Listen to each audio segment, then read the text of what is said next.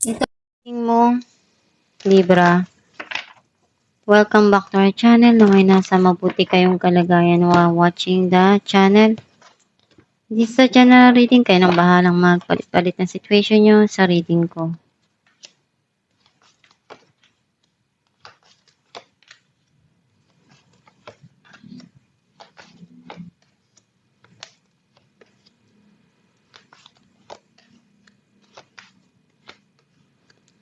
At the bottom of the deck, Queen of Pentacles. I feel like ang nasisense ko na energy mo, andun yung mga bagay na iniisip mo na paglaan ng panahon mo, ng oras mo, ng pera mo, ng lahat na alam mong mayroong babalik sa'yo. Alam mong magbibigay ka ng mga bagay na gusto mo pero meron naman na ibabalik or masusuklian yung mga ininvest mo. Some of you, iniisip mo na mag-invest sa isang bagay. Pwedeng sa pagkakakitaan na alam mong mag-grow. Ang mensahe ng card mo, nakikita ko na andun yung mga masaya na darating para sa'yo, yung happiness and joy. Some of you, healing. Pinupunuan mo yung pagmamahal na kaya mo na maibigay para sa sarili mo. Nakikita ko na punong-puno, umaapaw, at walang pagkukulang. Ganun ka magmahal. Some of you may darating na bago dito na magmamahal sa'yo.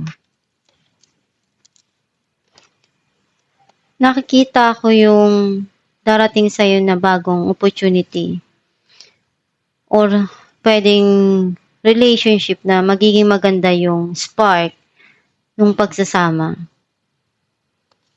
Some of you pwedeng sisimulan mo na bagong proyekto. Someone wants to talk to you and say something na alam niyang mahalaga, importante para sa kanya na makapagpaliwanag.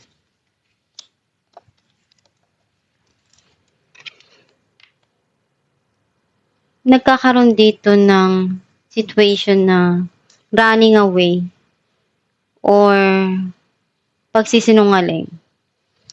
Some of you cheating or meron kang sinusubukan na sitwasyon na makakatulong na i-improve yung sarili mo or dun sa mga dumarating sa buhay mo.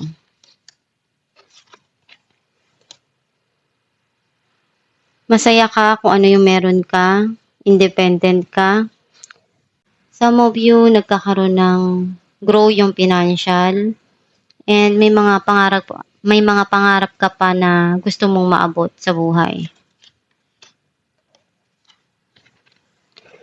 Gusto mo nang kalimutan yung mga nangyari sa nakaraan at magpatuloy sa kinabukasan.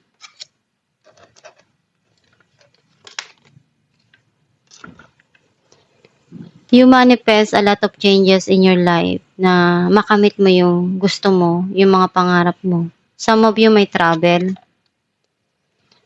Clarify natin ang the Sun. Two of Swords and Seven of Pentacles. May mga bagay ka na pinagdaanan na nalagpasan mo. Binigay mo lahat ng makakaya mo doon. And unti-unti ka naman na nagiging okay ngayon dun sa mga na-experience mong yun, na hirap or pain. Clarify natin ang Ace of Wands.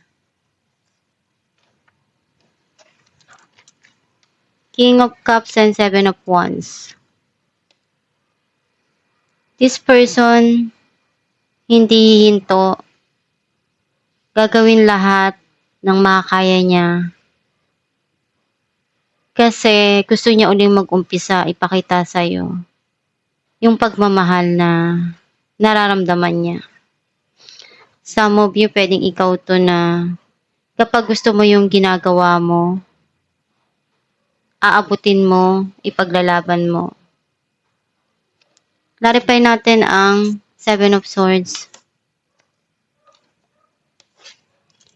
Queen of Cups, and Ace of Pentacles. Very sensitive ka right now. May mga bagay na darating dito sa'yo. Pwedeng blessing or sisimulan mo na papasok sa'yo na pagkakaperaan mo. Or minamanifest mong dumating yung blessing na financial sa'yo. May mga sinusubukan ka na gusto mong pasukin pagdating sa pagkakaperahan mo. Kasi masaya ka naman sa ginagawa mo. Pagdating sa mga pangarap mo, gusto mo mapalago yung kaperahan mo, yung hanap buhay mo. Kaya ginagawa mo lahat ng makakaya mo. Clarify natin ang Seven of Cups.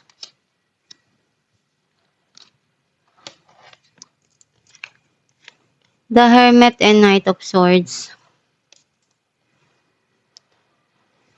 May mga iniisip tong tao na to na binabalikan niya na nangyari sa inyo sa nakaraan. Mga memories na hindi niya makalimutan. Masasayang alaala. And gusto kanyang kausapin. Gusto niyang magpaliwanag. Clarify natin ang Ace of Cups. The Star and Knight of Cups. May matutupad ka dito na gustong-gusto mo at sobrang talagang pangarap mo to. Isa ito sa nagpapasaya sa puso mo. And palagi mong pinagdarasal to. Clarify natin ang Knight of Swords. The Devil and Knight of Cups. This person, obsessed na obsessed sa'yo. And gusto niya talagang kausapin ka. Clarify natin ang Nine of Pentacles. Three of Swords and Six of Cups. Hindi mo makalimutan yung past person mo. Sobrang sakit nung experience mo. Pero yung past person mo din, ganun din yung naramdaman niya. Hindi ka pa rin niya makalimutan. Gusto niyang bumalik. And nakikita niya na masaya ka na kung ano yung meron ka ngayon. Some of you, pwede may involved na bata. Clarify natin the World. Page of Cups and Eight of Wands. May mga pangarap ka pa na gusto mong maabot. And may mga darating dito na opportunity para sa'yo. Minamanifest mo na maabot mo yung mga pangarap mo sa buhay. Makuha mo kahit sa tingin mong napakahirap nun. Pero wala namang mawawala sa'yo kung gagawin mo lahat ng makakaya mo. Some of you, may mensahe na darating sa inyo. Pwedeng nasa malayo. Alamin natin kung anong mensahe ng iyong gabay.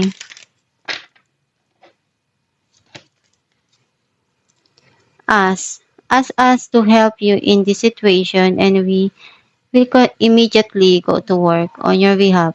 We are governed by many universal laws, and among them is the free will that allows you to make your own choices and decisions. So, we patiently await your request.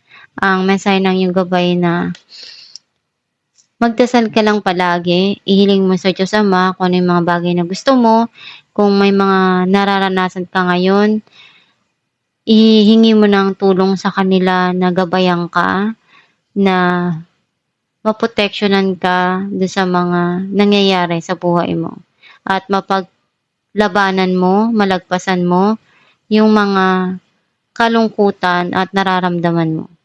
Basta magpakatatag ka lang palagi para malagpasan mo yung mga pagsubok na hinaharap mo or dumarating. At itong yung reading Libra, kung naka-resonate ka, kindly comment down below. Thank you for watching.